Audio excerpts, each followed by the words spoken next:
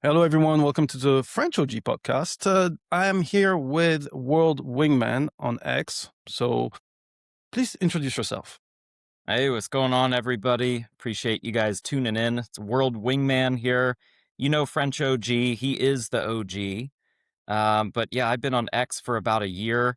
Got quite a bit of experience dating in Asia and also in Latin America. Not so much in the West anymore. So if you want to date abroad, feel free to give me a follow, ask me a few questions, read my posts. But yeah, we're going to have a cool, chill conversation today, sort of about the dating market and sort of what's going on around the world in certain specific countries. And then OG can ask me any questions he likes, and I'll just sort of riff off that. Perfect. Well, it's quite funny because I remember you came up in on X not that long ago, really. I mean, like I was here, what, maybe 2, 3 years ago. Like I started, and it's kind of like things blown up for me. But I remember. I think you first time I remember I seen your account was kind of like when you challenged me on something, and like different experience, whatever. And then when I contacted you for the pod, I was like, 2,000 plus followers. I was like, hey, not bad. It's kind of like you. And then I remember there was once, it's like, I think you just like made like a screen recording like of a lot of chicks and it went fucking viral. I think you went even on like World Star or Oh something. man, yeah, I remember that. That was the most viral post I had. I think it got something like 3 million views in a day or two or something. And Mm. the amount of backlash was absolutely wild. I mean, because I haven't been doing this thing very long. I've been doing the dating abroad for a Mhm. while, but I haven't been posting about it. And damn, that was just eye-opening, to be honest. Just a bunch of bullshit. I already knew what a bunch of people were gonna say. There's the typical crabs in a bucket hate mentality. That shit doesn't get to me. I already know it's a bunch of jealousy and just bullshit on the surface. But yeah, there was quite a bit of growth from that as well. So I mean, with negativity comes a lot of growth, and I think quite a few people took that post the wrong way. A lot of people got insecure about it, or like, "Oh, this guy's trying to brag or whatever." No, I wasn't. I was just trying to build a little bit of credibility and also provide a valuable post with some insights as well. I mean, because I think dating coaches or people in the space that never share any sort of screenshots. They never have any sort of receipts. It and even worse if they're anonymous, they don't show their face. It's like, can you really trust somebody like this? It can be tough. It's a tough Yeah. ask. So I that's basically the angle I was taking with that. And there were a lot of pretty girls in that. There were a few sort of okay ones, but there were some real pretty ones. And yeah, I mean, people take it out of context online and stuff. World Star picked that up. They made a post about it. They started calling me a passport bro or whatever. I don't align myself as a passport bro, but I guess if you want to be real nitty gritty about it, pretty much anybody who's living abroad and dating could technically be called a passport bro. So yeah, it did help out the growth quite a bit and sort of put me on the map a little bit. And sort of the whole thing with my posts is I try to be actionable and specific. I don't like to talk theory. I don't like to just talk regurgitated bullshit that a lot of these other post or content creators are making with their posts. Is I like to do stuff that people can actually read a post, and in almost every post they can put something into action from that post. My personality, I'm an extrovert, but I'm also a very analytical person. So I like to analyze and strategize things constantly, optimize it. I work in marketing as well. That's my main gig. I have my own marketing business for the last 5 years. So this sort of optimization mentality is sort of bled into my dating life as well. Constantly optimizing photos, constantly optimizing text message scripts, and keeping everything to the point and actionable, and not just talking endless theory. So that's sort of about what my page is like. Yeah, no, you touched on a very good point. You touched on a very good point, which is it's kind of like you have to operate in like, you want to respect people's privacy, but at the same time, you want to basically be able to show proof, right? The thing is, and it's kind of for me because I'm very respectful on privacy. It's kind of like I don't want to like, I'm really trying to clear everybody's name. Even when I see the Bumble, my famous Bumble chats, it's, it's I even take the name out and everything. But, even that is not enough. I'll tell you something. 2 weeks ago, I matched with this bombshell. 9 out of 10, 9, like literally bombshell, right? And I was like, you know what? I'm just going to use Ask Chat AI, and I'm just going to make sure that I can basically show how the platform basically made me close her. By the way, it's just the AI I created. And I was like, basically took a picture, but like put the face off, all that shit, right? Kind of like just show the chat and didn't show like the picture, like just very little. Like, and it was within the Telegram of Ask Chat AI, right? I was like, you know, and then like the girl found it within 24 hours. And the, Wow. the, the post had 15K views, right? I'm like, and this is me basically taking care of privacy, right? I don't want to basically show this. And it goes to show, right? I don't want, especially like, there's like the right to image. I don't want to kind of put someone, just, blast someone whatsoever.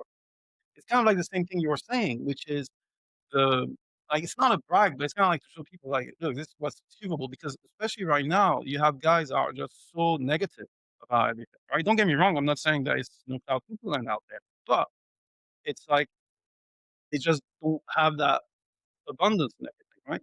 So give them a little bit of hope, right?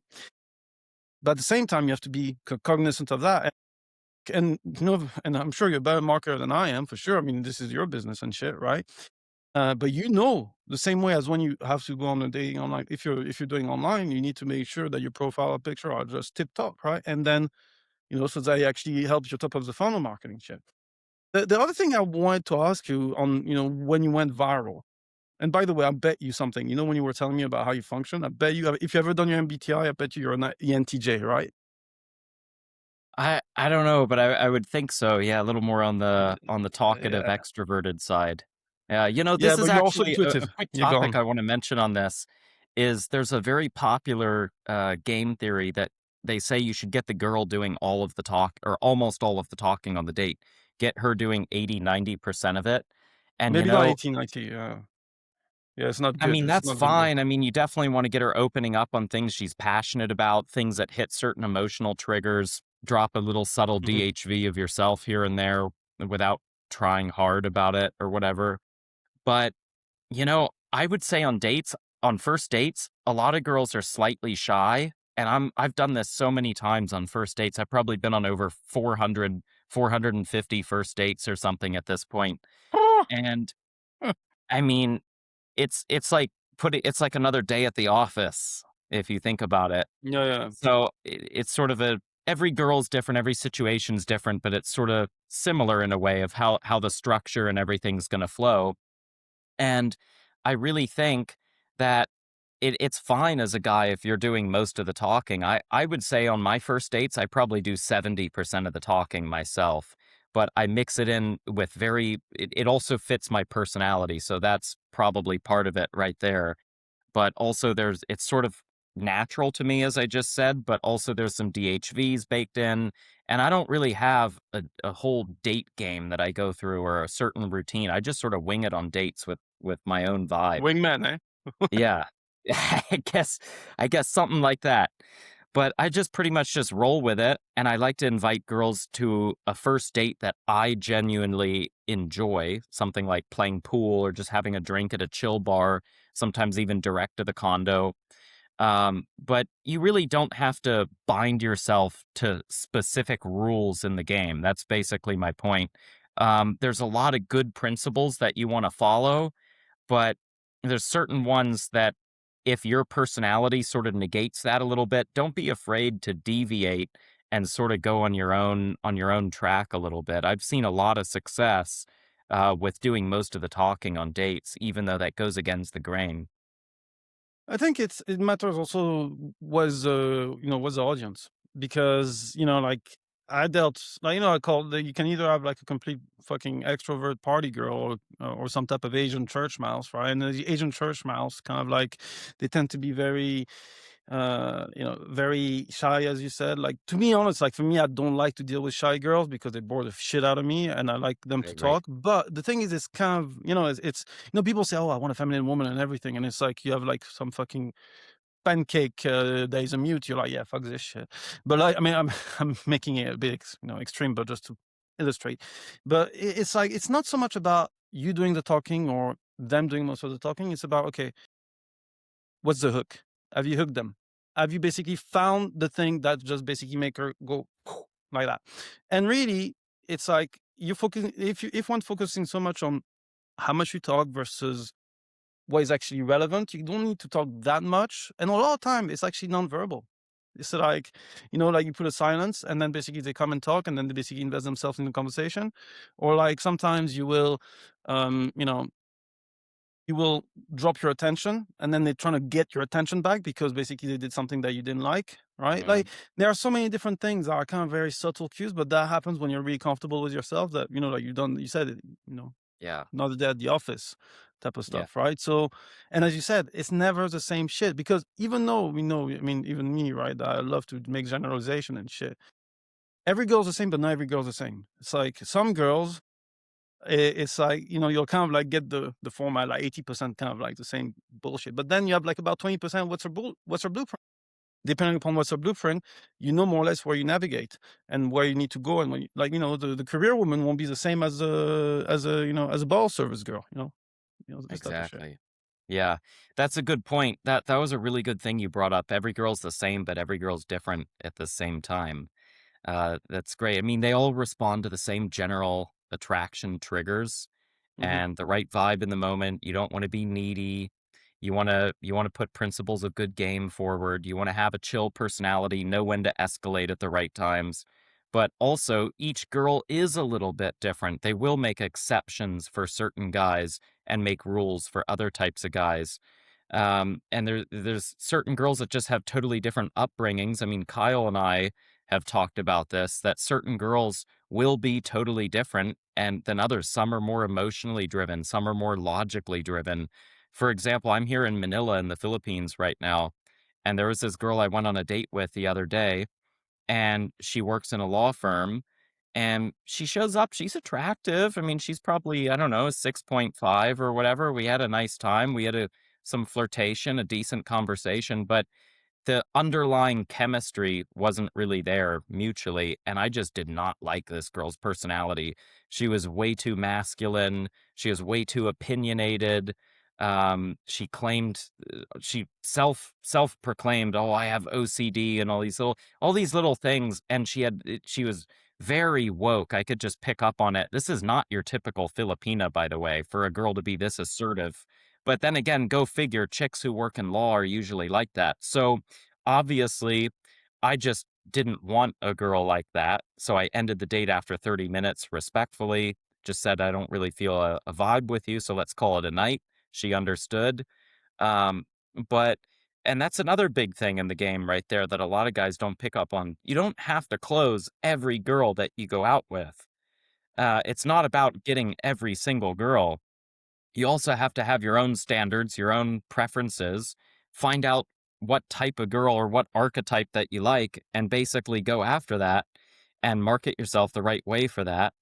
And just be congruent to yourself with principles of good game and it'll work. But yeah, back to the original point to conclude on this topic is Mhm. basically, yeah, each girl will respond to different things. It's not all women are the same completely. There's a few general things that'll lower a girl's attraction or raise a girl's attraction, but each girl does have her own specific triggers and responses, like you mentioned. So that was a great point. It's very interesting what you're saying because, Mhm. like as you said, like you'll find that there are some girls are more masculine. Sometimes it's like work driven. Sometimes it's just the way they've been brought up or what they've been exposed to, etc., etc. Like to me, I'm, I'm I'm such a fucking like statistician and everything. So what I do is I always send them like the fucking MBTI test because I already kind of like gauge, Really? like I can already, yeah, yeah, That's yeah. that's part Like, of that's part of the thing in your arsenal. yeah, yeah, yeah. So Huh? I kind of like, like when you're just so used to people, like I do that with my friends or with people I just meet, right? I'm kind of like get them like, all right, an introvert, extrovert. Is he kind of like sensory, intuitive? Then I'm like TF, and then it's like JP, right? And it's like it's such a great way to kind of already gauge whether or not you're going to get on with someone, right? And it's like when I can already feel from the texting. I don't know, like it's just kind of an energy shit. And it's like whenever I ask, it's like they give me, like they give me the results, and I'm like, yeah, I'm pretty much like most of the time 4 out of 4 or 3 out of 4, meaning in terms of the letter, And what I've noticed is that, especially like it reminds me actually of a day I had with actually a really hot lawyer chick, right? And the thing I've noticed is the biggest definer upon whether or not she's going to be feminine or masculine type of shit, right? Is whether she's a T or an F. If she's F is feeling, T is thinking, right? And generally, when you go into law, when you go into some other areas that are kind of very male More driven, thinking, you right? adopt, yeah, you adopt the codes, right? You adopt the codes, so and then it ripples in to your everyday life because, like, it's not necessarily static, right? And when it's like, and when you have two people, the RTs like me and you, for example, it's like it's gonna clash, right? It's kind of like you cannot have that flow. You cannot have that flow. For example, for me, I can go a little bit more F if I want to, right? Or I can go T. Like I can understand both sides of the equation, but when generally most people don't have that integration or don't have that flexibility, so they're kind of unidimensional. So when I hear a woman say, "Oh, I can go in my feminine," or I can, bitch, you don't even know what the fuck you're talking about. Like it's if your default operation mode is something, it's always going to be your baseline. What you're working with, what you're dealing with all the time, is going to define the scope to which you can vary a bit, right? And the problem with women that tend to be too on the T side, meaning by that too much, they're just thinking too logically, and really you're dealing with a guy with heels, and it's kind of like, Yeah, not that yeah. interested. Logical, guarded, masculine, very synonymous with a lot more westernized types of girls. I think a lot of girls lean more on the T side than the F side, from what you're saying, from my experience in the West. But yeah, I've never really tried the personality stuff too much, but I mean that actually does make quite a bit of sense if you think about it. Hmm. Um, One thing that I absolutely don't really believe in, and I'll tease girls all the time about this, is the horoscope stuff, the star sign. I mean, there's a few things. I mean, I'm a Taurus, so they say you're kind of more stubborn and strong-minded. That can be a little bit true about me, I was gonna but say.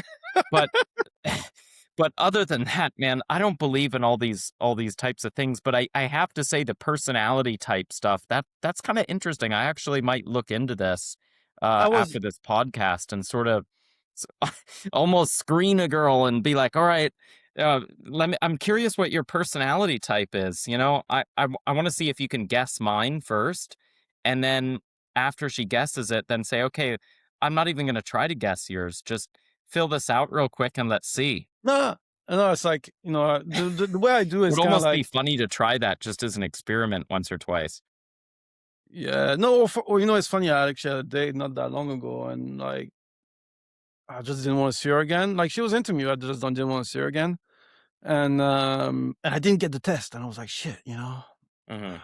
So I kind of like the next day, I was like, hey, I had a great time. And oh, by the way, I bet yours is right. And it's like, what is this? Oh, it's a personality test. Why don't you take it? And it's like, she says, oh, I'm this.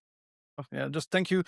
It's like, just got my list, and I just check, and I just do the triangulation of stuff. That's funny, man. That's funny. And then I never text her Yeah. again, and then she blocked me, and I was like, okay. Well, It's so happens. funny how girls say when you On to don't the give them next. anything, but like, you didn't do anything, but it's like they just can't stand to have a guy that they were the last one to speak. And it's kind of like, Yeah, like on yeah, WhatsApp, and it's kind of like you get the two ticks type of yeah. shit. And This it's like you this is didn't a big answer. thing I've learned in the game is girls have an ego too, and I Oh, was it's so massive. oh, Oh, such an ego. They're very good at a lot of girls. Okay, I'm just gonna say something right now.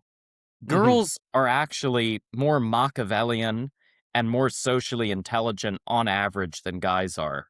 Guys like yeah. us, we've been in the game, we've seen it all, so we're at Hmm. the same level or higher than most of these girls.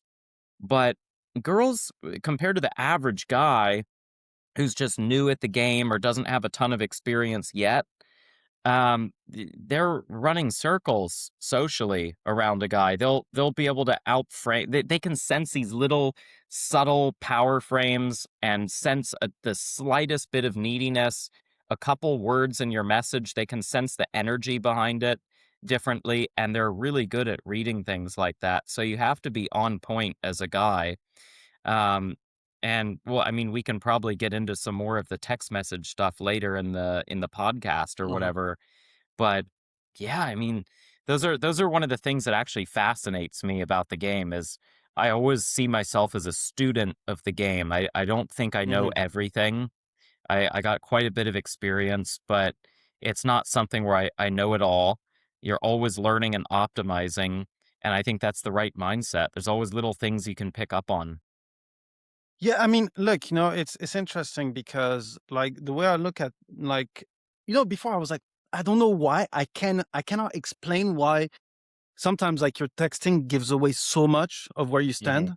with a girl. And it's like, and then what I did is kind of like I just, when I was working on the Ask Chat AI type of shit, it's like I was like, I really trying to basically establish the levels, right? What gives away what gives away your interest, what gives away your investment, what gives away like and it's I broke it down and shit. And it's so funny because when I originally started, I was associating texting because when you come into night game, it's kind of like you just carry that energy and shit, whatever. And then it goes into texting, and I was hearing the bricks of wall. And then what I realized is I was texting, you need to be way more calibrated, way more calibrated. Then I was never a big fan of calibration. I just found like to me, I'm kind of like as you saw, right? Like True. before even the pod, it's kind of just like whatever. Especially in the West, you have less Oh yes, margin for error. When you're in Southeast Asia, you're in Latin America, you can make more mistakes with your game and get away with it. I mean, you because you got can't. the status delta. Yeah, Yeah, I mean, it's not to say you can be some ugly average dude or whatever with poor game and just clean up. It's not going to happen. I mean, you'll still get some girls easier than you would in the West, but to get elite results abroad, you still need to be doing something right. It still needs some level of game, of course. But the thing is yeah, of course calibration comes into it. You can't make these sort of little mistakes where you come off too needy and stuff, but you will get punished more for that in the West. You make yeah, with a lot of Western chicks, you make one little mistake and it can blow up the whole situation. Whereas abroad, if you show a little bit too much nice guy energy or a little bit too much interest up front, or you make one stupid joke or something that doesn't really land, it's not really going to hurt you nearly as much. And a lot of that's cultural as well. The girls aren't quite as adversarial with men, and they aren't quite as guarded as they are in the West. So that's a lot of it. But that's just a thing to keep in mind. You have to be a lot more careful and on point when you're dating in the West. You have less margin for error. yeah, and because it's all depends upon your SMV delta, right? What is a self-perceived Yeah, SMV meaning by and that? that's a What? great point. I've Yeah, talked about this on my page, and the relative SMV difference is quite big. I mean, if you're, I mean, I've talked to my buddy Kyle about this, and I mean, he's doing really well in Florida in the U.S., and he's in. You never know. I mean, part of the reason he does so well, he's probably a top 5% guy or whatever, in a place like Tampa, where he says he lives. And if he goes to a place like, let's say, a Bangkok or a Manila, or he goes to a Lima, Peru, he's going to be in the top 2% there. There's a mhm, difference between that. And I made a breakdown on this on X. I mean, dating apps are not the best place to consistently get the hottest girls. no, It's more for volume and for decent quality rather than getting the absolute best, because every guy, the competition's on there, girls have way more options. Um, and then basically 5 or 10% of the guys are competing for 90% of the girls. So it sort of fucks up the ratio, but the volume you can have is what makes up for that. But that being said, a guy like me, I don't know exactly, but just to put a number on it, I might be on a dating app in the US, mate, with really good photos that I have, maybe top 10% or something like that. Top, depending on the city, maybe a little better than that. And then I go to, let's say, a Bangkok or a Manila, and I'm automatically in the top 2 to 4 or 5% of guys. And that difference right there, and I've gone through girls' dating app accounts and have seen the competition and been pretty objective about this type of stuff. But that difference is huge. Guys really underestimate that. Yeah. If you're in the top 5 to really get good results in dating, you have to be in a big enough city. It has to be 1 million people or more minimum, preferably 2 million or more, and that gives you enough volume to work with. And then if you're in that top 5% of guys, from maxing out your looks as much as you can, getting really good photos, having a good text sequence, having some DHVs, having your life set up pretty well, having a good social life, good personality, carrying yourself well, all these different types of things sort of combined into one package as yourself. And if you're in that top 5%, that's what it takes to do well, relatively speaking, to that dating market. And there is a little bit of a nuance to it. Kyle and I talk about this all the time, about how much nuance there is in dating. Things are not black and white. For example, a top 5% guy in Los Angeles is not going to do as well as a top 5% guy in Bogota, Colombia. Even though they're similar sized cities, give or take, the relative average in a place like Bogota, to quantify it, you might be banging 10, 15 girls a month or more in a place like Bogota if you're in the top 5%. And you're going with girls who are cute to better looking. Mhm. And if you're in LA, top 5% dude in LA might be banging 3 or 4 girls in a month. And also think it about this way, right? Your Mhm. top 5% in LA, it's like it puts you in the world like top 1, top 0.1%, Yeah. this type of shit, right? So you Yeah. get double whammy in the sense that you, even though you're top end, but because Yeah. you're dealing with such competition. And what I mean by that, it's not only competition between guys, it's also competition between Mhm. what's available. A girl in Bogota doesn't have as many options, as many opportunities as a girl in LA, right? Yeah. So it's like you're not only you're better, but you get less, even though you're better than the rest, because your location matters more. But also, what the key point that you're bringing forward is the fact that there's a gap between, let's say, people say, oh, it's 80-20, like 20% of the guys get to 80% of the girls. But it's a bit like wealth distribution. The gap between being a top 5% versus being a top 20% or even a top 10% is massive. Huge. It's massive. Yes. It's uber polarization of shit. Like seriously. And also another thing, going back to what I was saying about the texting, which was the higher the relative SMV delta, the higher your margin of error, right? But think about, and the thing is, what I see a lot on X, right? It's like you see guys, they're kind of like think that they're holding frame or this or that, right? When actually they're reactive to the frame. And it's like and some of the stuff may not look like you have frame when you actually, if you Mhm. understand, if you have the subtlety, Yeah. that actually you're guiding and you're basically, she's operating within your frame, but because it's so subtle, what happens is that it's not as obviously viral because it's not confrontational. But when you basically go into a frame battle, you lose the frame, for example.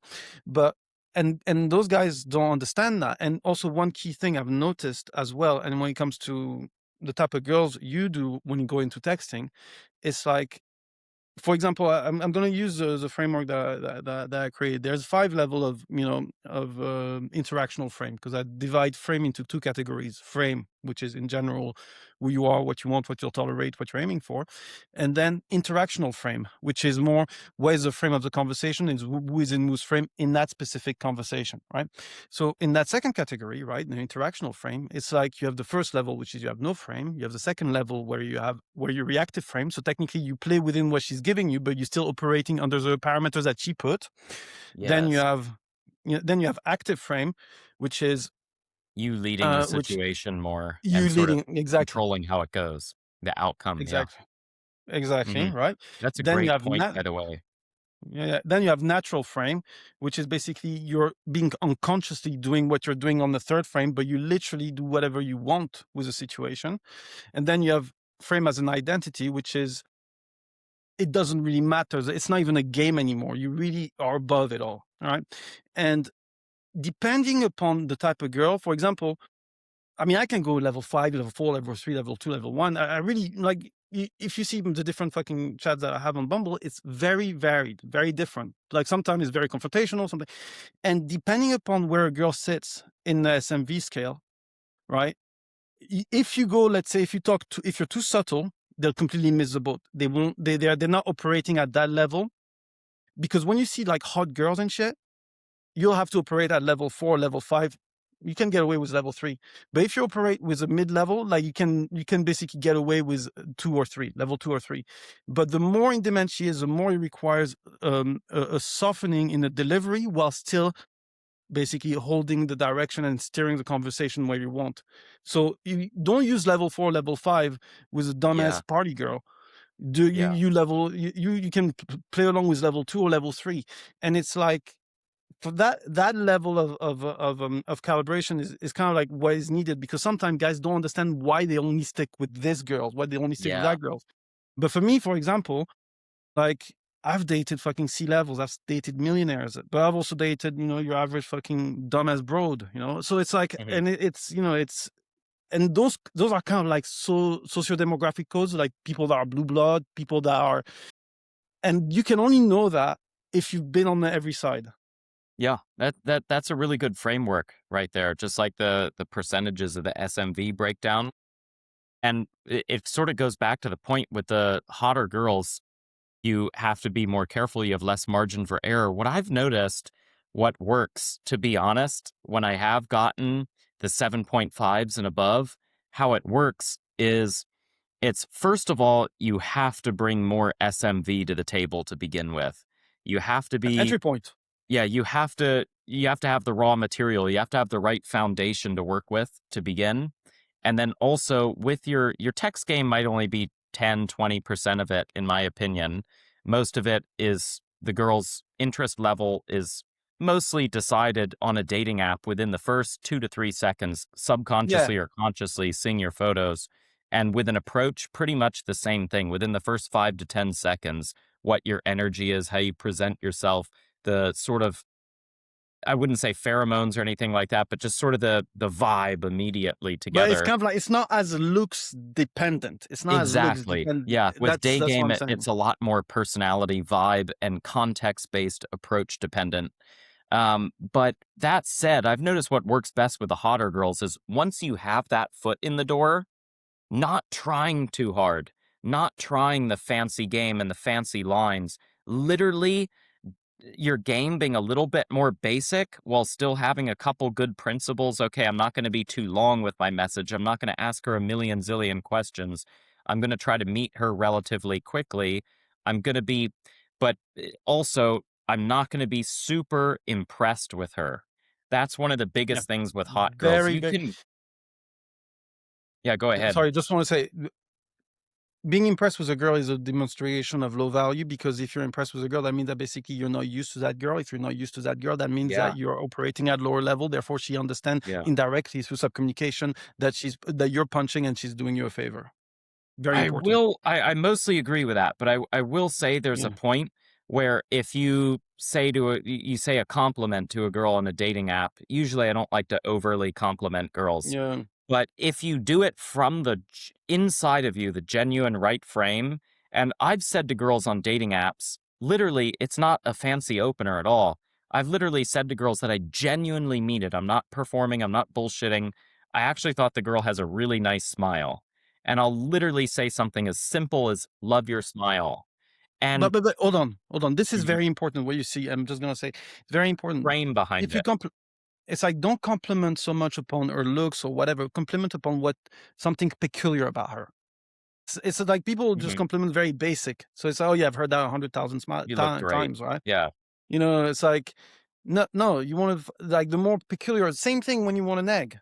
If you want to neg, I mean, sometimes it's kind of very like I don't neg that much. Sometimes it's just kind of just for fun, but it has to be something that is very soft, and it's in the sense of it has. Let's say, I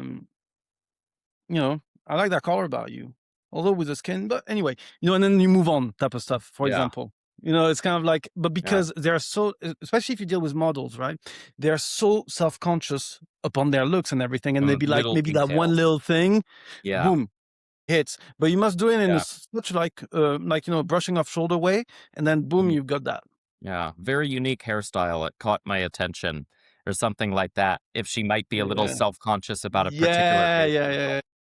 Little things like that can actually go a long way. But I going back to that point is I have complimented girls pretty directly before, but it also so much of it depends on where does the girl see herself in comparison with you.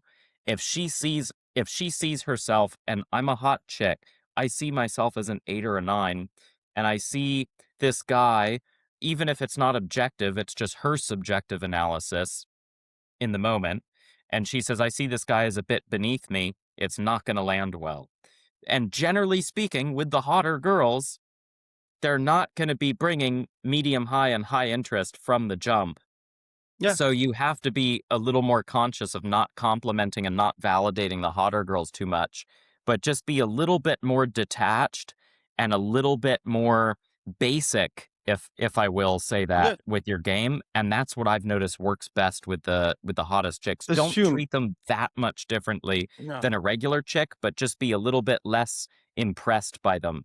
I mean, not to say that you're being impressed by every girl that you go out with or whatever, but be harder to impress. Be a little bit more like, okay, yeah, you're hot. And what? Like, what else? Everyone knows you're hot. What else? Like, what else? Like, what's your personality like? What is our vibe like? Do I still like you? Other than just wanting to fuck you? So those are some of the questions and the mindset I'll have when I go into a date with a girl who I would put as a 7.5 or above. I purposely act, and I'm not being fake about it. It's just a good strategy. Is I'll be a little bit more reserved in the first 15 or 20 minutes of the date. I'll be a little bit more. Yeah, okay, cool. Like not rude. There's nothing she could really pick up on about it, but I'll just be a little bit more reserved and less impressed by her and not really care that much, so to speak, versus if you're going out with a 6 or something and she's already pretty warm with you, you can be more touchy and flirtatious and warm with her off the bat. Mhm. And this is the type of calibration that guys like you and me have that just takes a lot of experience to get. It doesn't mean for the people listening, it doesn't mean you don't have the skill to do it. I mean, some of you guys might be already doing really well and very experienced, but for guys that are just starting off, what I would say is once you get the experience, you'll know how to calibrate and read the situation a little bit more. Yeah, like So when you deal with just a trust the yeah, yeah. process. That's what I would say. When you deal with a hot girl that knows she's hot because she's getting paid some way or another for being hot, Mhm. right? Like you're not gonna tell her she's not hot. You're dumb if you do that, right? Like Yeah. you're not gonna be completely all over her. It's kind of like thing is the way, for example, I look at approach dates. It's like to me, it's very much personality based, and it's like, yeah, of course I want to, it's like yeah, a banger, but it's not so much about that. For me, it's about how is the date. Unraveling. Does she have the good communication skills that I like? Does she operate in a way that I appreciate? Type of stuff. She doesn't have to say yes or whatever, but it's kind of like does she has those type of like I fucking hate that term, but high value monikers that actually help me just enjoy the fucking time, right? Don't have to be so much into it. It's like, but if not, she could be a 9, it could be even a 10. I'm just like, I'm not interested. Like, because at the end of the day, it's like, if you don't vibe that well with a girl, right? Like, you're not gonna enjoy even the sex is gonna be shit. Like, the thing is, when you get older, you're 28, right? When you get older, you realize that sex is not equal. it's like, Yeah. it's I've like, had better sex with 6s and 6.5s than I had with 7s and 7.5s. A yeah. lot of it just comes down to the vibe, not just her looks alone. Exactly.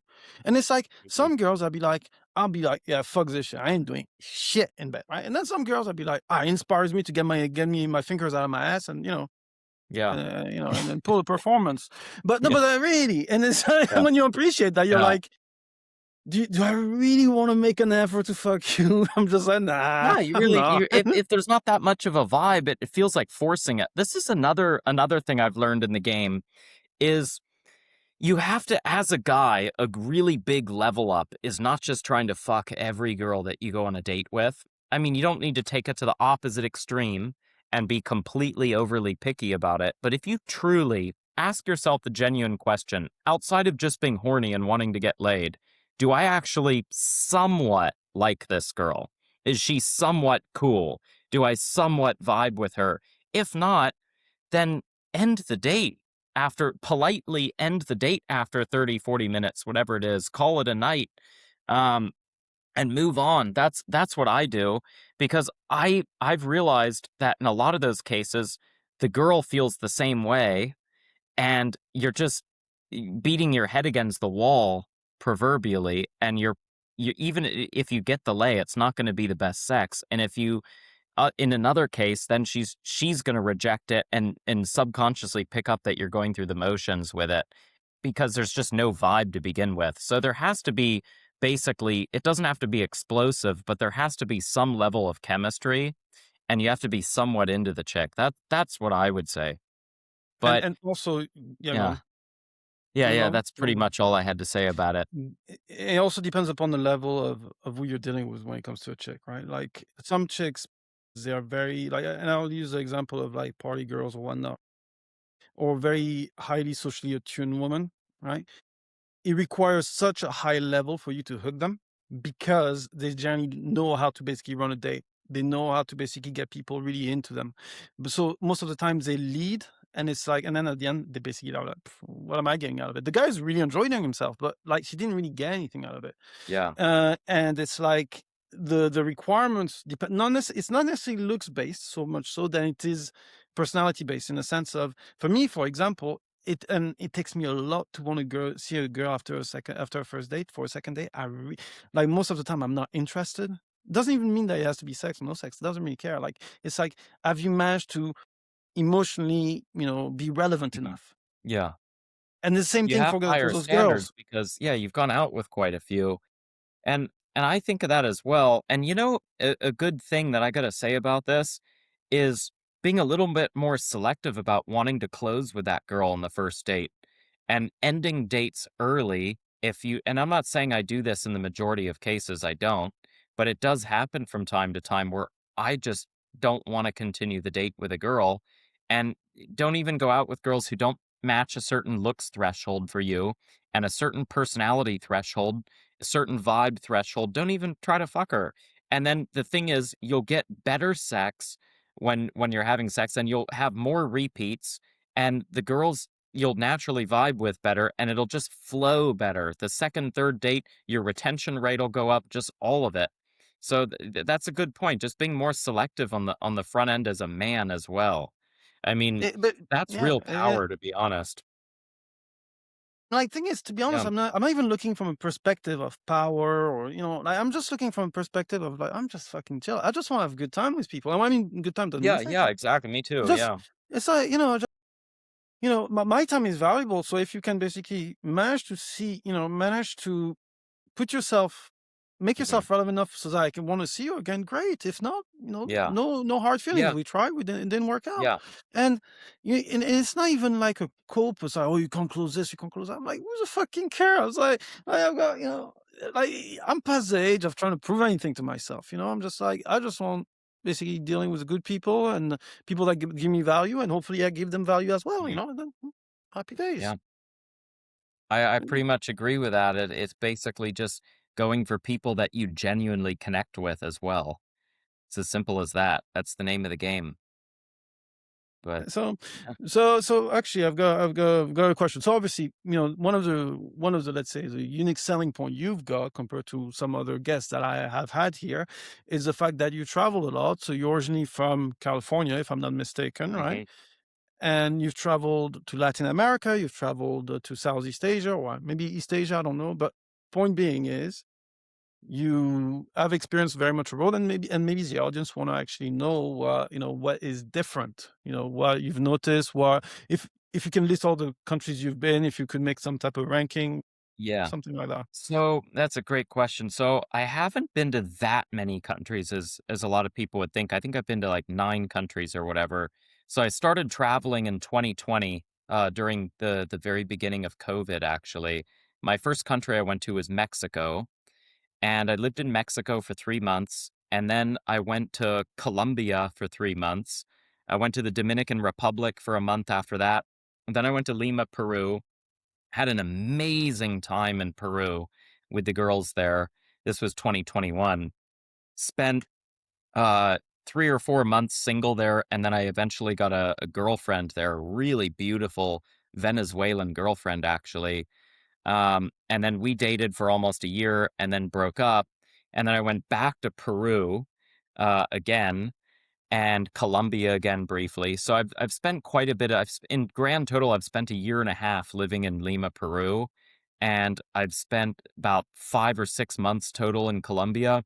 And then I went to Asia after that. I've also been to Helsinki, Finland for a month. That's the only place in Europe I've been so far. But I've been to Thailand, Vietnam, and the Philippines so far for Asia. On my future list, I want to go to Indonesia and Japan also. And not all these places I go to are only for the girls. For example, Japan, even if I didn't get a single girl there, I would still want to just go to Japan and check it out. I love Japanese food. The culture's really cool there. I'm a bit of a baseball fan. They like baseball. So I think that would be a cool place to check out. But to touch on what you said, I can break down a little bit of some game differences and sort of my overall summary and thoughts of each country. So, obviously, dating outside the West, your relative SMV is going to be a little bit higher as a man. So that's advantageous. It's not just show up at in most of these places, it's not just show up with a pulse and you're getting laid a ton. You'll get laid, but you have to get really good results in 2026 with it also, especially with online dating, you have to be doing something right to be running volume with 6.5 out of 10 level girls and better. You have to be doing something right anywhere in the world at this point. Girls are not starved of options. Even here in Manila, Philippines, there are plenty of guys offering girls to go. They're simping, a lot of simps, but it fucks up the market. And there are some white dudes here as well, especially in a place like Bangkok, where I've spent almost a year living in, is there are plenty of dudes. I get a lot of shit on this on X, but there are plenty of white dudes that are young and good looking as well and have money and stuff that are in Bangkok and plenty of guys now have good Instagrams and good photos. So it's not like you're some completely rare catch just because you're a decent looking dude in a foreign country. It's not just show up and collect endless lays with hot girls. It's not like that. If you want to be getting some level of quality. Um, but the breakdown of the countries, I would say, obviously, you're going to get a little bit of a boost by being a foreigner in those countries. And you'll self-select for certain girls who want to date foreigners. And then there's Mhm. girls from the general population that are open to it also. But the main thing is, I would say, so breaking down each country, Mexico is a solid place. It's nowhere near the easiness level of South America, but Mexico is still good to me. It's still a good place. Latino women are very expressive. They're very passionate. Yeah. They have a pretty high flake rate. They can be pretty unreliable. So that's why you want to double book, triple book, even quadruple book dates when you're in a place like that. And if you don't have enough volume to do that most days of the week, even if you don't want to date that much, if you're only setting dates, let's say 1 or 2 days a week, set 4 girls up for a Friday night and 2 or 3 up for a Saturday night. And that's your week right there if you want. So to be specific about Mexico, I would say that there's no real Mexico's gone downhill a little in the last couple of years. It's gotten more westernized, but Guadalajara is the place, or as they call it, Guadalajara. That's the place that I would say is probably has the best quality in Mexico, along with the northern parts like Monterrey and Chihuahua. These areas have lighter skin, prettier women on average. You can get girls with green and blue eyes in Guadalajara, and they're a little more conservative there than they would be in a place like Mexico City, but the quality's a lot better. So that's what I would say for Mexico. But if you really want Latinas, go to South America. Lima, nowhere from player buddies of mine, because I haven't been to Latin America in a couple years now. I've been mostly in Asia recently, but from trusted buddies of mine who have a lot of experience in my inner circle, Latin America's really gone downhill in the last couple of years with boss babe culture, feminism, Shakira, Carol G, all these reggaeton singer chicks that are spitting out sort of feminist lyrics now in Spanish in their music. And this is subconsciously getting programmed into Yeah. the minds of girls. So it's not to be bitter or jaded about it, but it just has gone downhill a little bit. And there's more and more white guys traveling abroad and foreign guys from all over traveling abroad than ever before. So that plays a little bit of a role as well. But Lima, Peru, it gets a bad rep because it doesn't have all the hot girls are in Colombia and the big ass girls are in Brazil and the model-esque girls are in Argentina. Everyone overlooks Peru. And I will agree the average quality in Peru is not the best, but there are girls in Lima that I've had the hottest girls in my life in Lima, to be honest, from my time living there. And I speak conversational Spanish at this point, Mhm. but Lima's a really good place. I've had some wild months and experiences there. So I would really recommend Lima. You can still get some hot girls there. It's not quite as easy as before, but it's still pretty solid. Colombia, the average quality is just basically the gold standard for Latin America. If you like curvy girls with black hair, and you can get lighter skinned girls and the tan, and even sometimes black girls if you go to the Caribbean coast or you go to Cali a little bit more. Colombia's really good. I would be very careful in Colombia. There's a big drugging risk. You don't. Some of the red flags to put this very briefly is if a girl wants to bring a friend over to the date, like she wants to, like she'll come to your condo, she'll suggest coming to your condo and be really pushy about it. That's a red flag. Also, she wants to bring an amiga of hers, a friend of hers. That's a red flag. Um, and she doesn't have an Instagram account. She has a few tattoos. She looks kind of barrio sketchy a little bit, a little more ghetto style. You got to be a little more careful in Colombia. You can really get fucked up there if you don't know what you're doing. Medellin and Bogota are the places that have the most druggings. Um, I'm not quite as up on the game there in the last year or so, but I'm pretty sure that the coffee region of Colombia, Pereira, Manizales, these are still relatively safe. Bucaramanga, these places don't have endless volume, but you can find some nice girls there. If you wanted a Colombian girlfriend, that's where I would go. So yeah, Colombia's, and I mean, people will take this so out of context in the wrong way, but when they say, "Oh, you're calling our women easy" or whatever, I mean, yeah, to be non-politically correct, I mean, it is easier than the West. It's not saying that's a bad thing or that the women are hoes or whatever, or all of them are just low quality or whatever. But what I'm saying is that, yeah, Colombia, you're going to have a much better time dating than you would in the West. And the girls are very pretty and very spicy and passionate. Dominican was easy, but I didn't really like it that much, to be honest.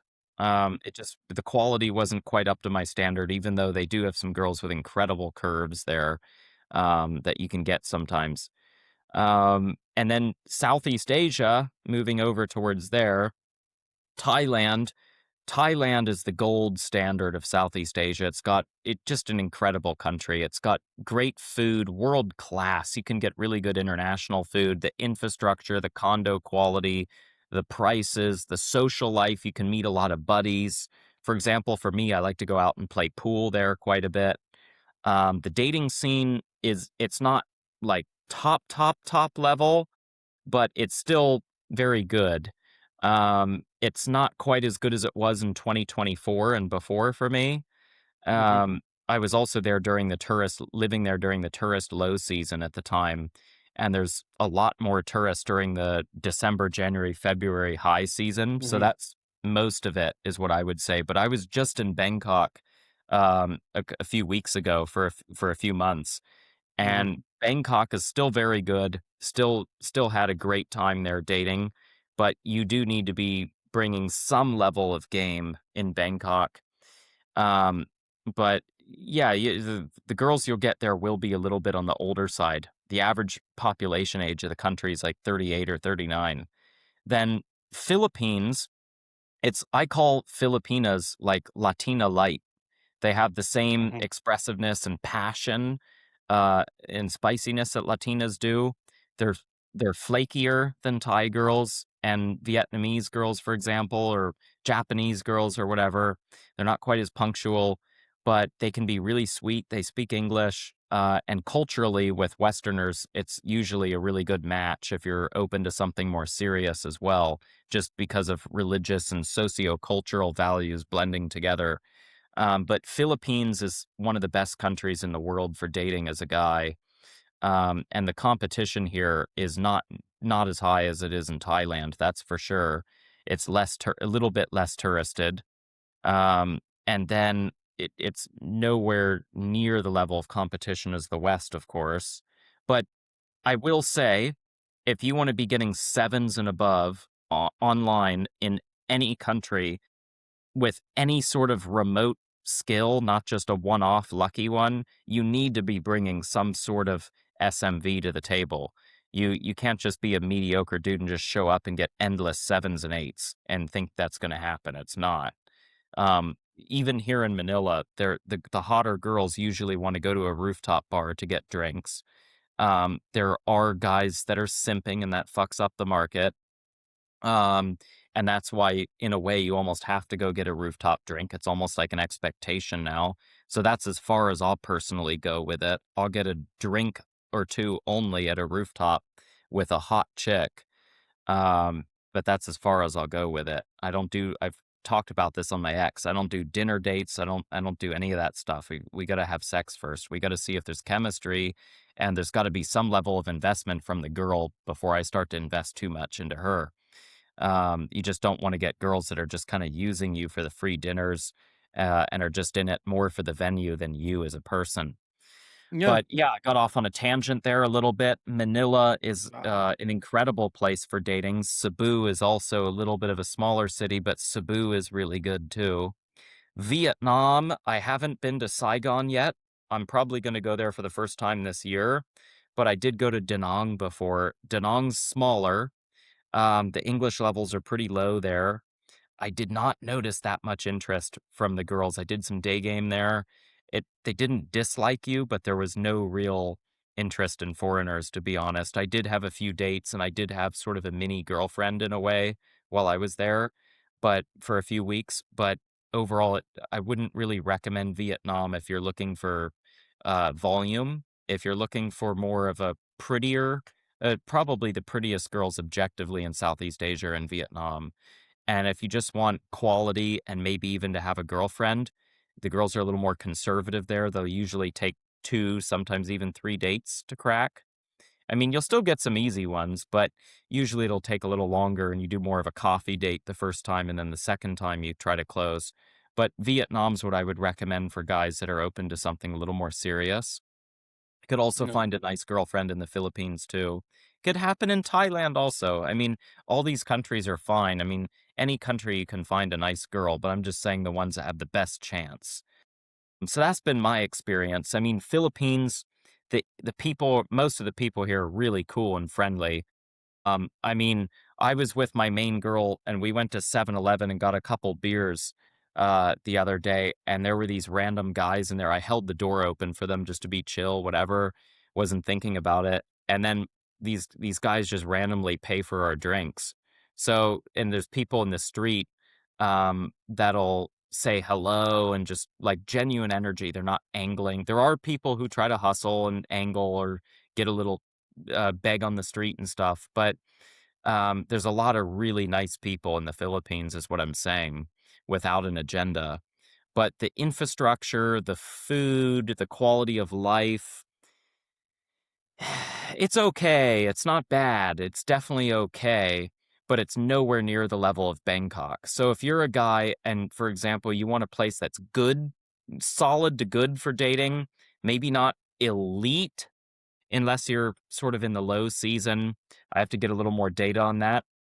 But Bangkok, if you want good dating and amazing lifestyle with everything else, go to Bangkok, go to Thailand. If you want the amazing dating, top level, some of the best dating you'll have, and you're okay with okay infrastructure and food and stuff like that, then Philippines would be your choice. So, I mean, that was a very long monologue. But I I mean, no, no, but I expected on that the because the thing is, podcast, I don't. I, I No, no, didn't but let you get a that's single word in there, but no, no, no, but that's that's a sort of great. so sorry for that, but that's sort of No, my no, no, no, no, no, no. analysis That's of all really those good. places. No, but that's really good because I really, could like go you know, way right? into detail about it. I could say specific stories that have happened to me, some crazy shit. I could go into much more detail about specific cities within those countries as well, but just for the sake of brevity on the podcast, that's sort of the summary of my travels in those countries. And people can always reach out to you on X if they want to have more details. It's kind of like you gave them like the Do global it up, overview. guys. All ears. Yeah, no, because the thing is, obviously, that's kind of like your main expertise in that field. So Mhm. it gets people the idea. But here, the main idea you have to take into consideration is that everything is a trade off, right? If you want to have really good infrastructure, good service, good general quality of life and whatnot, you're gonna have more competition because it attracts more people, right? Exactly. And if you're okay with lower standard within those parameters, Hmm. you're gonna have better outcomes because there's gonna be less competition. The same way why the West is where the West's at, right? It's like, for example, you go to well, maybe not now, but if you go to Dubai, you're gonna find the highest of the highest of the highest competition, but Yep. you're gonna find the highest of the highest of the girls, right? So it's like it's the same Yeah. shit. Like basically, it follows the money. It's as simple as that, right? Yep. The reason why the West is much harder, outside of just societal shift when it comes to boss babe, masculinization of women, blah blah blah blah, right? Is the fact that that's where the money at. Where the Yeah. money at basically Yeah. dictates the rule. The average Also, dude another is just higher SMV on average in the West. I mean, if you're still a dude who's decent looking, you're put together, you're working on your business or have a good job or whatever, and you're staying fit, you go to the gym, you do some sort of physical activity, you have a good personality, you're gonna do fine anywhere in the world pretty much. But it's just gonna be a lot easier and more advantageous for you to leave the West.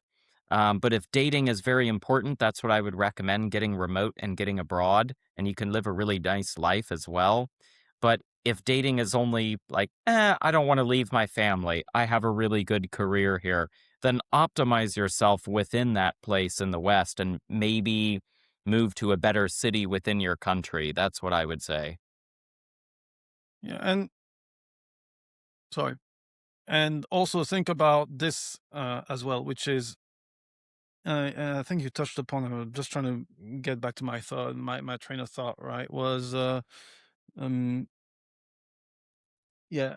Oh, I think I forgot. But anyway, whatever. Well, most likely it will pop up here again. There's a lot of stuff we unpacked here today. It's all good. No, no, no, no, no. That's for sure. That's for sure. So yeah, no.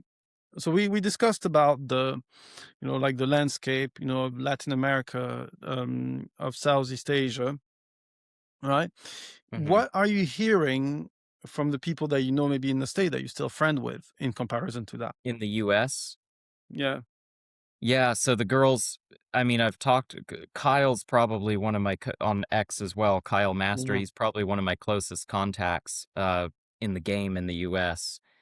And he says he's showed me all kinds of screenshots with girls, and we've had a lot of private chats about this type of stuff. And basically the conclusion is with girls in the West is it's not impossible by any means. I'm not saying you can't get laid in the West. You can't find pretty girls. It's totally doable. I mean, if you're bringing some level of SMV and personality, you're gonna do okay by the local standard, is what I like to call it. But that local standard is just a lot more difficult. Your relative SMV is a little lower, and the girls are a lot more independent in the US. That's one of the biggest differences I see versus abroad. The girls are very logical, independent, and guarded. Um, and they're a lot more rule based, and they're just scared shitless of being seen like a slut. They're just very preemptively. What's the word I would say for it? They're preemptively trying to Procedural. already as a guy like already be adversarial. That's the word. They're subtly adversarial in the West. The girls have a lot more spiciness abroad. They have a little bit more interest. They're not quite as adversarial. You can still find westernized chicks abroad. I'm not saying it's a cakewalk and every girl's going to be some sweet feminine beauty, but overall, your experience will be much better when you leave the West. I mean, you can still find nice girls. I've dated nice girls in the US, but generally speaking, it's much better pickings abroad. It's interesting you say this because, the the woman I was telling you about, that basically, Mhm. I sent her the test after the date because I just want to collect the data, right? Uh, and it was she was Colombian. She was Colombian. And it was kind of like a very. I mean, I don't do Latina most of the time. I'm not really that much into it, but she had a fat ass and some nice tits, so I Nice. overlooked that. Yeah, Can't and complain with petite, that. like I know, right? As long as she's not Uh, too westernized. The Colombian chicks in Europe and in the US are a lot more westernized. I had a few well, experiences in California with Colombian chicks before I ever went abroad. And I had read online about old dating abroad, whatever. This is back in 2016, 2017, mhm. 2018. All the Colombian women are great dating abroad. They're so passionate and sweet and feminine. And I had a few like bar approaches in the nightlife, and one I met in my hometown. And the Colombian with a small sample, but three of them, I was like, this is not good at all. But I just get a feeling that actually going to the source and going to Colombia would be way better. And it was. It Yeah, was night and day. Night and fucking day. You have to go to but the home country. still, that Yeah. girl was actually very.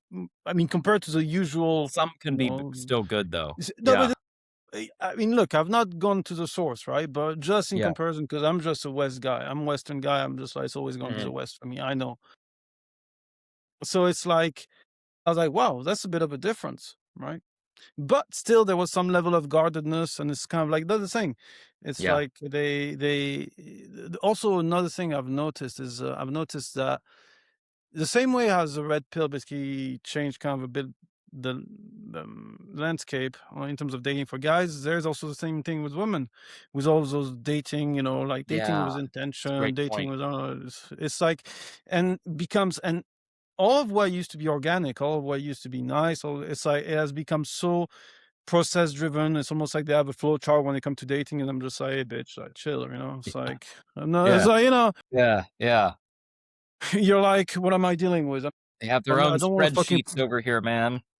They got their yeah, I'm own. not, They got it's their like, what own. am They I got dealing their with? Some rules. type of, They got a laundry list of rules longer than their grocery list.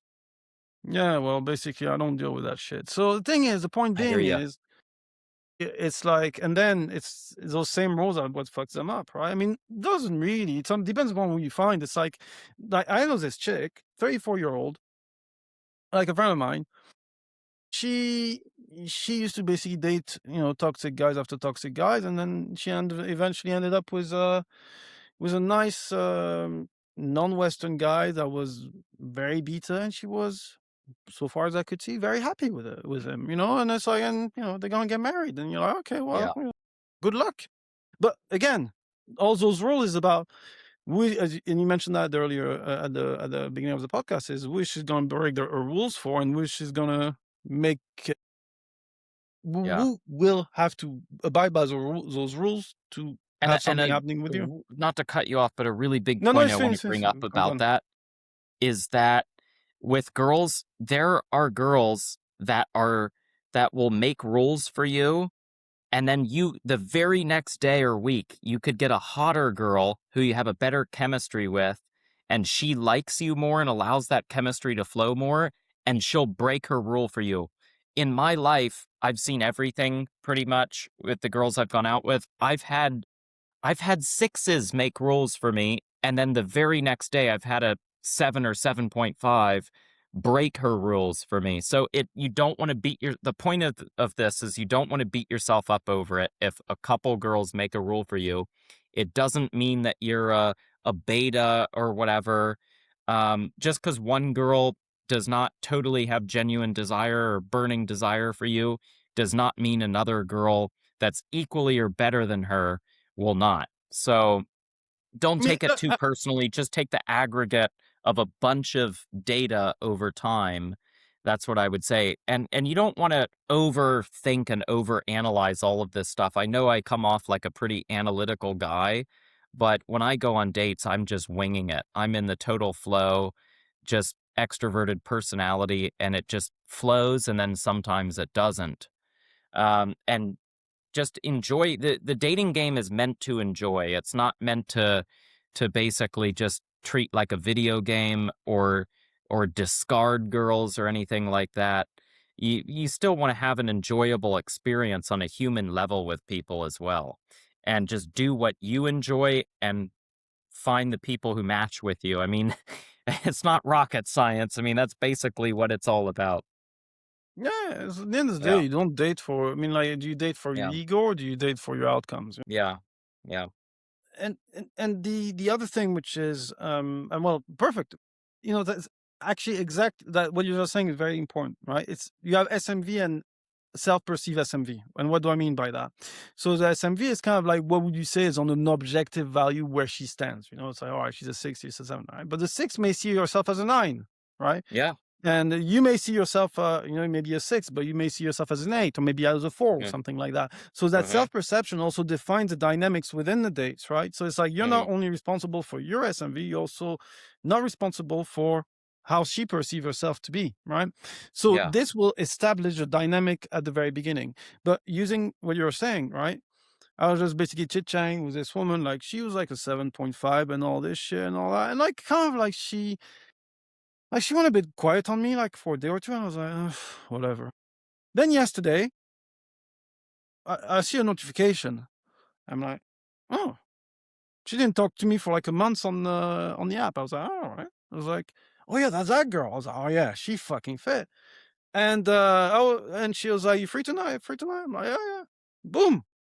You know, There you go. and There you go. I was like, Yeah. you see, and she Yeah. was better looking. I was like, and Yeah. the thing is also another key thing to also understand when you were saying it's not all about you, right? It's like what I've noticed is some of the best fun girls that you have time with are the most chaotic, are the one that you cannot make a fucking timetable with. It's kind of like you're free, spontaneous, boom, boom, boom. Everybody says that nobody's See. spontaneous anymore, Hmm. but nobody makes themselves be able to be spontaneous. It's like, oh well, if she just asked me just like Interesting. that, like, and it's like Huh. if she asked me that I'm available just right now, so I'm not sure, I'm not high value because I need to kind of make myself Yeah. scarce. It's like motherfucker, you actually you're missing out on a fucking great evening. Forget Yeah. about the perception game. Just like you want to do it, do it. It's like who the Yeah. fuck cares That's if like she kind wants? of a foreign concept to me.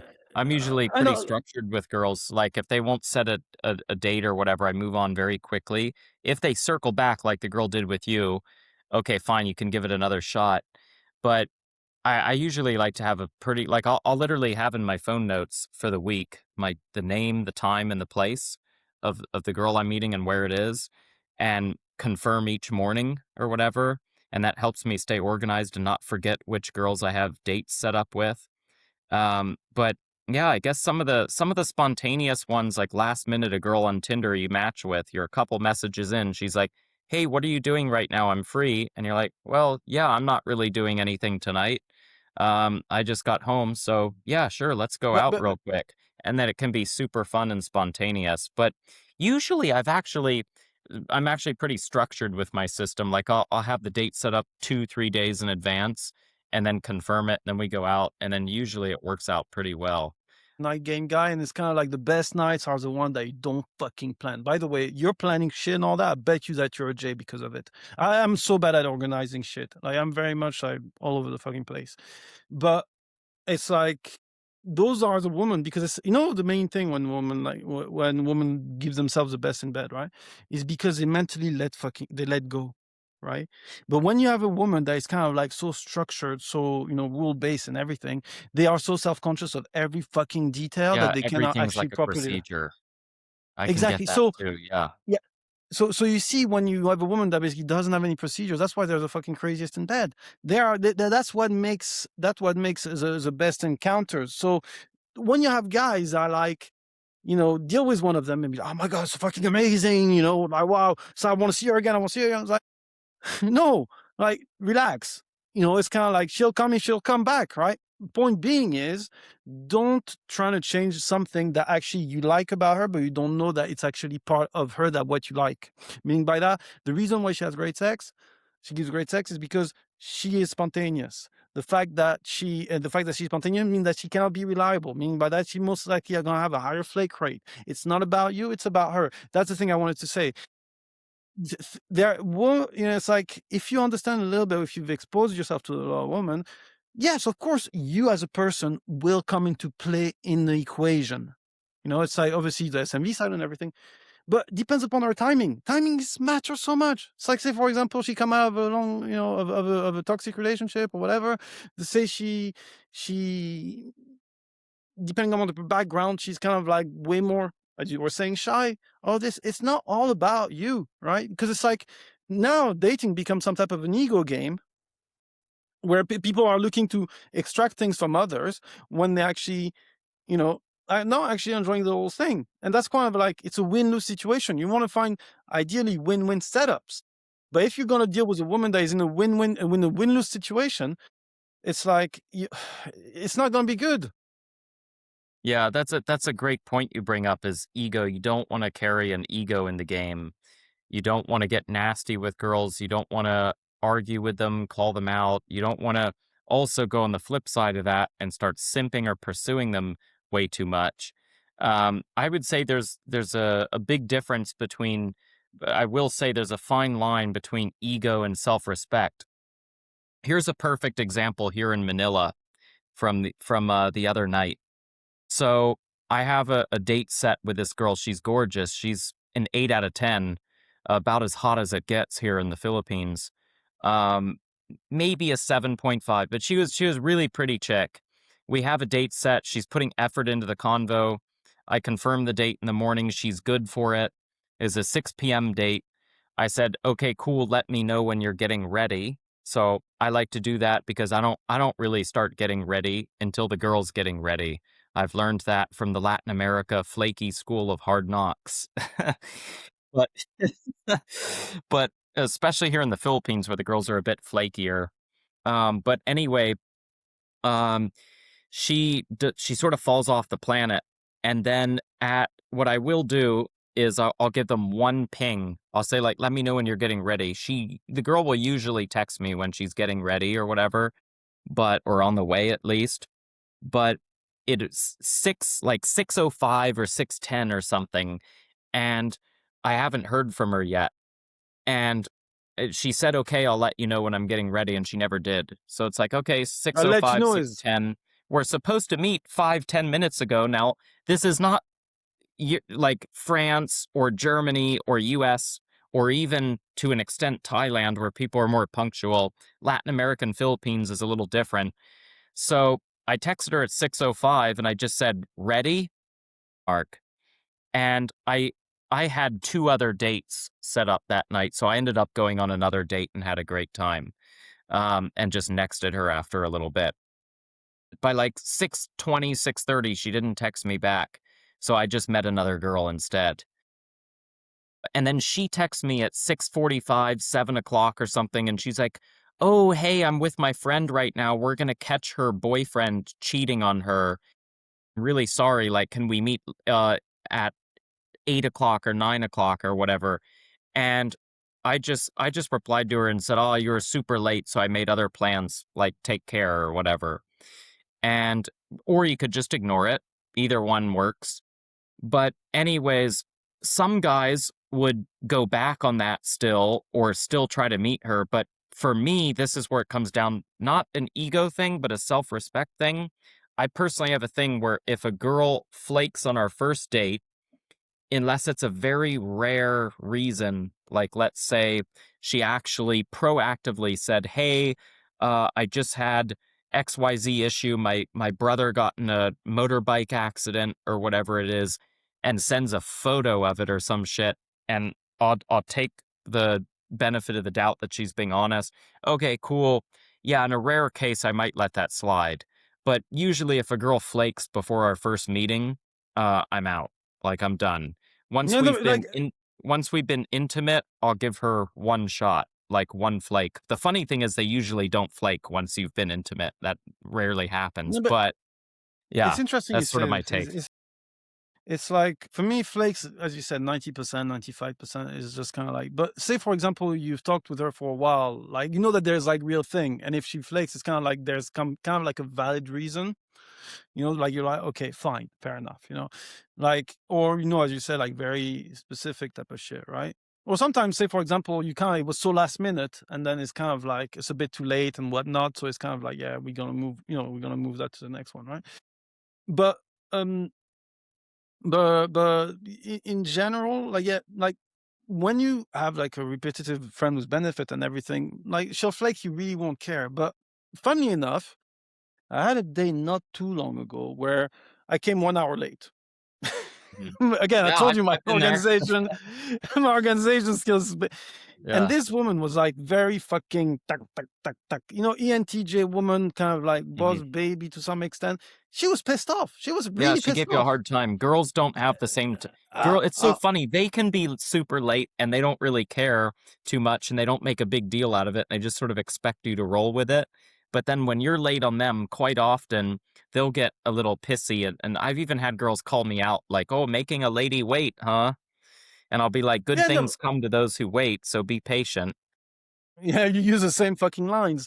No, but Yeah. like, you know, the thing is, it's so funny because you have some guys in the you know in the dating sphere say, oh, you just kind of like just relax, it's no big deal and everything, right? And you're Yeah. like, well, no, because the thing is that day when it was shit, that day was shit. Why? Because she could not get off that PC mode that she was because I came late. Yep. It You know, and sets it's a like bad precedent. but Yeah. so if you go back and try, you know, if you have like a girl basically do that shit that that girl did on you, you know that it kind of like it poisoned the well. It poisons the well, and it's kind of like you have, there's no point. And it's not because the girl is necessarily a bad person, but because the momentum has been broken. And it's Yes, like exactly. you can basically gaslight yourself to Yeah. make it work, Sort of broke the but it's vibe a little lying bit. to yourself. Yeah, Yeah. it's like you're lying to yourself. It's no point. It's like Yeah.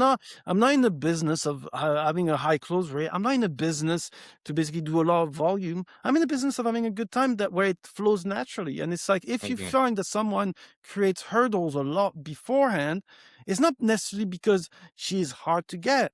A lot of time it's because her level of interest is not that high. Same thing as when basically you have many girls basically chatting to you. It's like you'll see the girl that you're interested the most, will you give more attention to? The girl you're interested the least, you won't. And it's just natural. It already like the behavior someone has before you even have a date are exactly telling you the level of input, the level of buy-in you need to get with that girl. But the higher the level of buy-in, the lower the lower your level is. And it's like, yes, you can compensate, but why putting more work and having to deal with more shit when someone else is going to give you less work? And it's not the more you work, the better it is, unless you have a competitive mindset. For me, I just like, I don't deal with, like when I'm dealing with friends, I don't, you know, give people that give me much harder work more time. I give them less because I have my own time. My value or my the perception I have of myself is not contingent upon how someone makes me work. You know, Yeah. it's like Yeah. Your own center point of origin.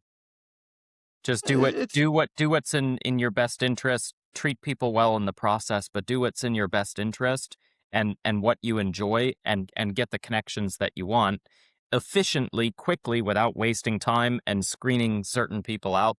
Yeah, exactly. you can't be friends with everyone. You can't date everyone. I mean, like, Yeah. what are you trying to prove yourself? Yeah. And the other You're thing not going to is, close everyone. As good as you are at the game, as good as anyone is at the game, you're not going to close everyone. It's just that's something you have to accept as a guy. No matter how good your game is, not every single girl is closable. It just is what it is. and also another For thing, it, it's like about closable for yeah, you. Like yeah. there's girls I've gone on dates with that I haven't vibed with, and I've objectively have a good personality, put good game forward, whatever it is.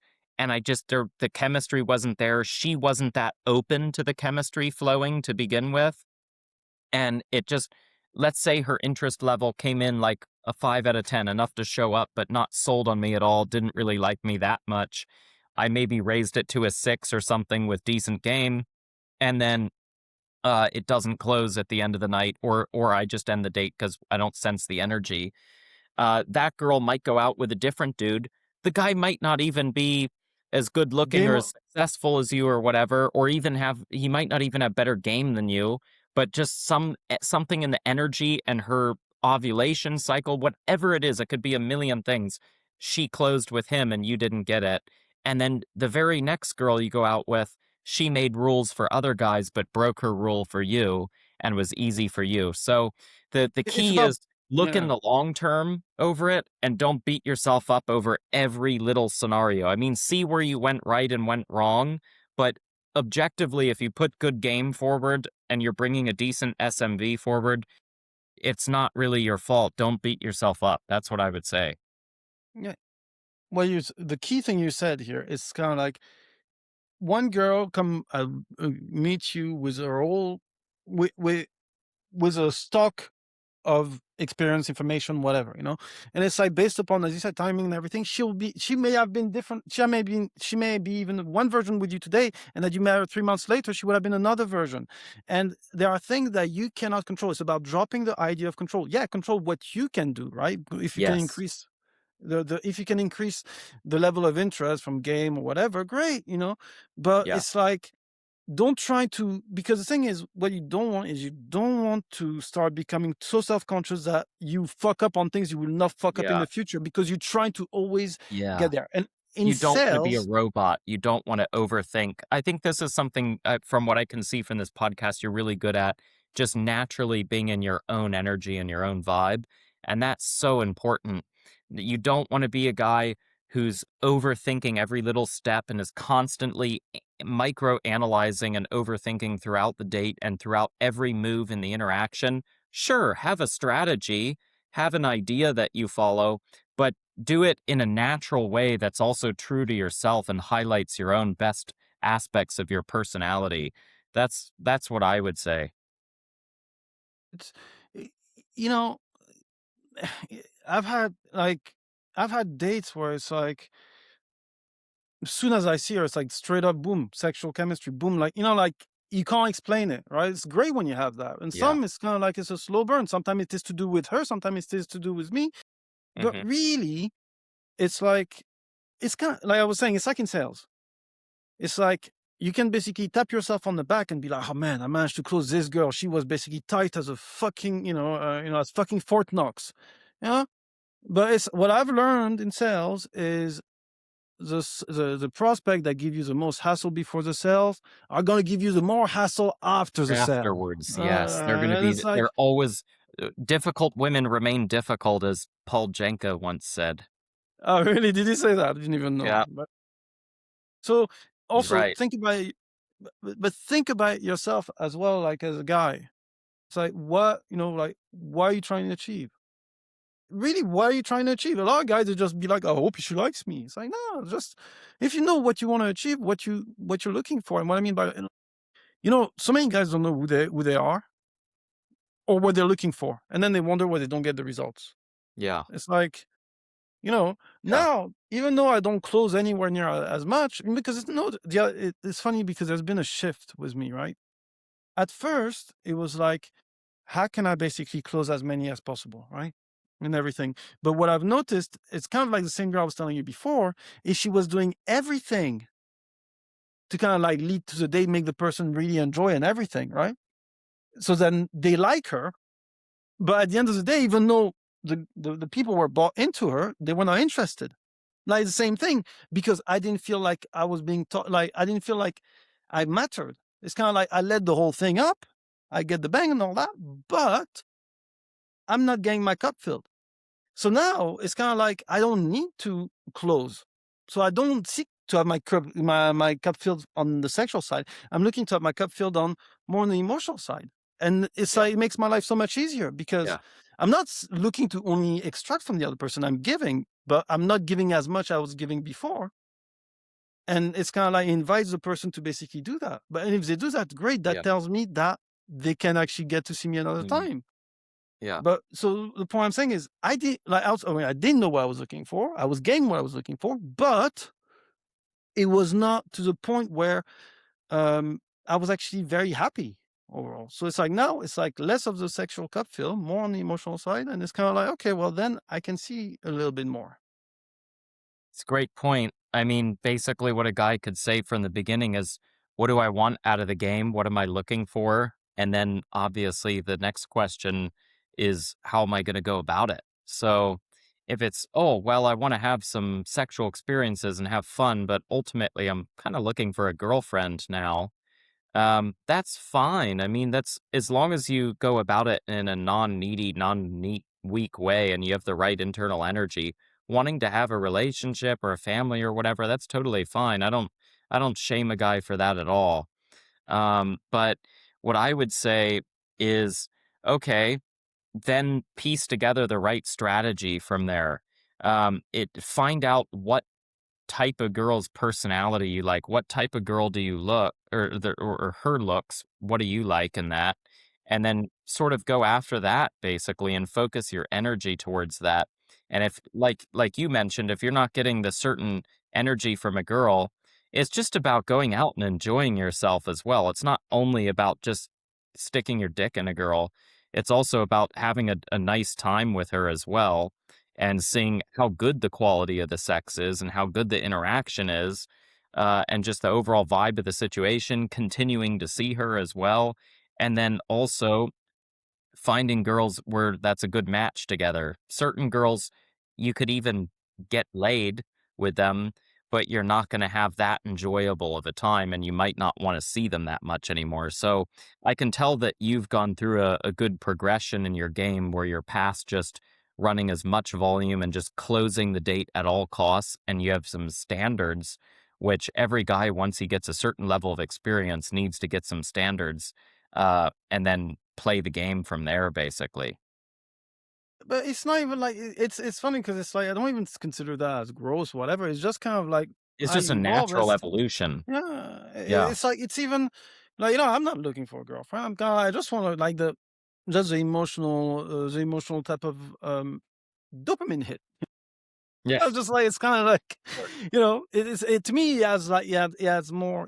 But the funny thing is, and that's the thing. It's kind of like even though I was fake here, even though I was lying more, because it's like seriously, when you actually understand women, it's like they ask to be lied to, but especially in the West, because it's like they are so procedural driven that you already know their agenda beforehand. So it's kind of like you pretend that it's your agenda, boom, and it's done.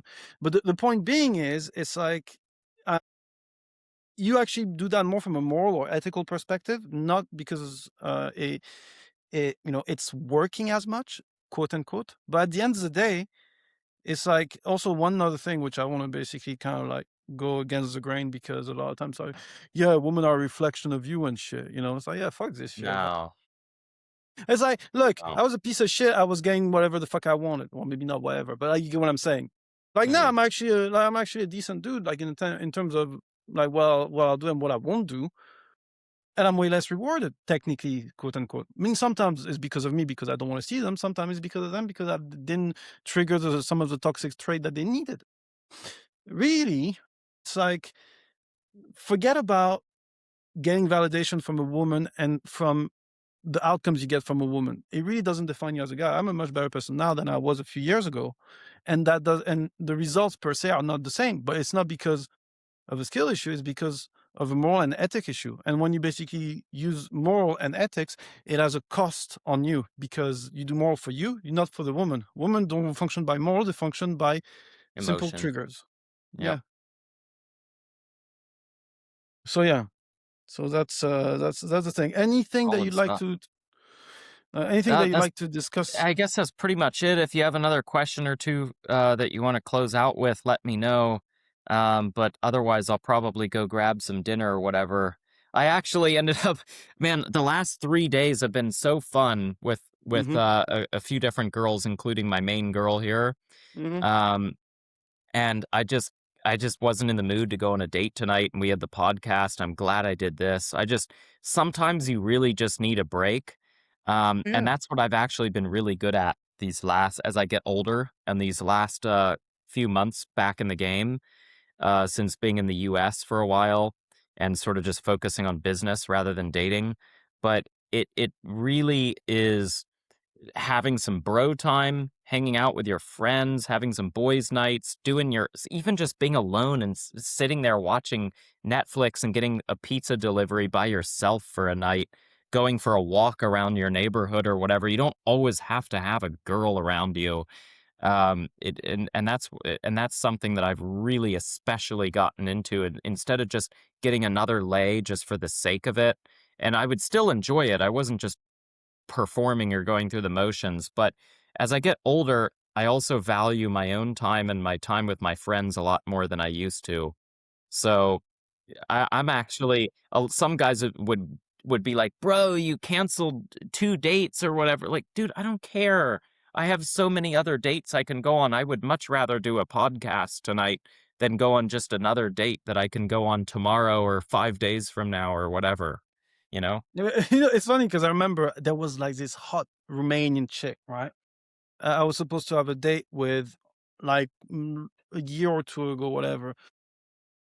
I had a podcast with Nuke, like Nuclear Cardio, But and I was yeah. like, oh shit, I forgot I had that, right? I canceled and Mhm. everything. Mhm. She again, you cancels like blocked. I was like, again, right? Like, it's so Yeah. funny. Where we can't have. It's funny. It's like, oh, you're just being insecure. It's like, okay, well, what do those women do? Are those women Yeah. insecure as well? It's like, Yeah. just anyway, whatever. Yeah. And I had a fucking amazing podcast with Nuke. The thing is, what you're seeing here is like what I've been living over the past 2 3 years is time on your own, time with your friends, time to kind of like just decompress is so underrated, and that also is something that happens with women in their 30s. They appreciate more time with their friends. They don't want to date as much. They have other their hobbies and stuff, and that's also something to take into consideration. The more a woman in this independent, the more she's getting she masculinizes herself, and the more she be able to you. It Yeah. is. Yeah. So whenever you deal with someone, and they may be doing like you may not necessarily be the main variable in her life when it comes to meeting you on that specific time and she cancels on you, well, that tells you a little bit about her priority and where you stand. But don't take it that it's all about you because look at you, you cancel dates and boom, boom, and it's not because the girl like how hot were those girls, the one that you canceled? Tonight, she was, I don't know, 6.5 or something. We were gonna go grab a quick coffee and then come she had a little ASD. She wasn't I originally set the date for cooking at my place, and she agreed to Hmm. it and then said, "How about we get a coffee instead? I don't know if I'm quite ready for that." And instead of nexting her, I just said, "You know what? Let's grab that coffee." I could sense the interest from her was still there, so I said, "Why don't we grab a coffee first? And then as long as we have a good energy, let's cook afterwards." And she's like, "That sounds perfect." Bro, I didn't even text the girl today. I was kind of an asshole, to be honest. I didn't even cancel on her today. I just didn't, because I have the girls and dating stuff on my second phone. I didn't even check that phone yet today, and it's dinner time right now. So Hmm. there were two girls. One of them at least I probably could have met, but whatever. I don't really care. Like, so I mean, it, it's so it gets funny. exhausting after a while. It's like a part-time job. I mean, It and is. I'm prioritizing a little more so on the quality and the rotation now, than just pure numbers and things like that. But I love to have time to myself or or go hang out, play pool with a buddy, go out to dinner with a friend or whatever. I like to do that a couple times a week at least, just to recharge your batteries. At minimum, one time a week, I would recommend for guys to get some time. I mean, you don't want to be dating. I mean, I don't even think a lot of guys this is their goal, but you don't want to get so caught up in dating that it's the only thing in your life. You You want to become have other boring. hobbies, your work. Exactly. You don't want to be too one dimensional. It's funny because some people they raise their eyebrows when they see me commenting on some geopolitics stuff, and I'm just like, just stick to your lane. I'm like, niggas, so do you even know where you have no idea where I'm coming from? Yeah. It's like, Yeah. it's like, but anyway, uh, yeah, no, there's something you just pointed out that I just wanted to say. It's so funny because I think you're a bit like Kyle, where you like to almost like establish like a routine. So yeah, we get a coffee, and it's like, and Yeah. then maybe we can cook after. I fucking hate doing this type of pre-plan. I'm like, look, Organizing. we'll like no, but it's kind of like if something happens after, it doesn't have I don't wanna prescript it because to Yeah. me, it kinda, like, loses edge, whereas it's Fair like it enough. goes back Yeah, to I could get spontaneity. that. Yeah, it's kind of like I'm a pretty but I know structured I like to keep it pretty I know structured. Like, I'm not but gonna I know lo explicitly say we have to do something, but I yeah, like to yeah. have the general plan sort of planned out a little bit. But I got a buddy who's just like you with that, and he's got some of the best natural game I've ever seen. He's an older guy. He's almost 60 now. This guy's got 2,000 lays, and I've seen his stuff confirmed, with all his photos over the years. And he said, "Man, I don't calculate anything. I do indirect, in the moment approaches. Whatever comes to my mind when I see the girl is what I'll say to her, and it's indirect. He doesn't go super direct or compliment or whatever. That's fine. Everyone's game style and personality is different. I'm more direct when I do my day game. But anyway, that's the key right there. He doesn't script anything. So it just I would say on that topic, It it depends on your own oh, personality and stuff. And for 100%. you, No, but, that like works. For me, my system works. So it's no, but it's basically not about whatever you like for you. exactly. It's not about Yeah. saying yours is bad or yours, but Yeah, it's about the exactly. resonance. It's about the Yeah, yeah. resonance. It's like, to me, I couldn't do like the straight to the house date unless basically I just want to troll a girl and then I know here in Europe they're like, Yeah. but whatever.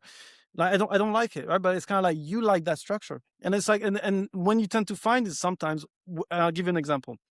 You have a guy that likes that structure, that like that certainty, and then he meets like a crazy girl that is kind of like fuck the structure and everything. But then for some reason, the planets align, they meet up, and it's like great. But then they want to impose that structure on girl. It doesn't work, right? Or it's like a girl meets me, and then she's trying to put like that procedure in that structure. And I'm just like, fuck off, And it's like they just don't like it. So and then they're hooked. They're trying to bring that in. So it's also using that example is appreciate who you are as a guy and who that person is, and don't try to change them. Hmm. That's really it. The same way I I'm would not trying to agree. change your strategy. I'm not going to try to change that person's modus operandi when they're dealing with me. I'll just be like, no, we're not compatible. And I'm not trying to force compatibility. I'm trying to let's see whether or not it's going to flow or not. That's it. Concur.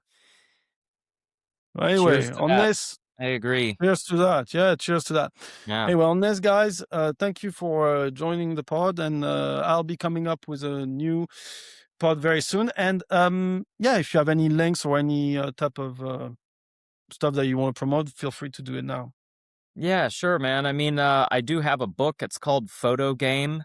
I should post that in my profile again because for right now, I have my school community that's completely free to join.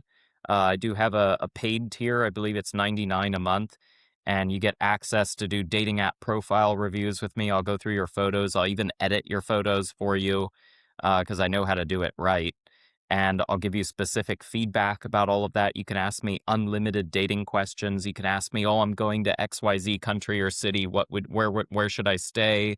What's what are the girls like here? Is there anything I should know?"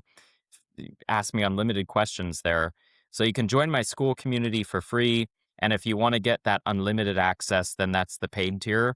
But then I also have a book called Photo Game. It's $20, less than the price of a steak dinner, and I mean, way less than that. And you literally get everything I know about getting good photos, which is 80% of success with online dating. And I really think that book's solid and helpful. It's gotten really solid reviews. So, yeah, take a look at that. Feel free to DM me or whatever if you have a question or want to chat or reply to a post. Shoot me a follow at World Wingman. And yeah, hope this podcast was helpful. And if any of you guys have any specific questions, feel free to drop a comment or whatever. And I'll try my best to reply to it ASAP. Perfect. Well, thank you very much, World Wingman, to come on the pod, and I'll see you guys very soon. Bye bye. All right. OG, always Well, good chatting.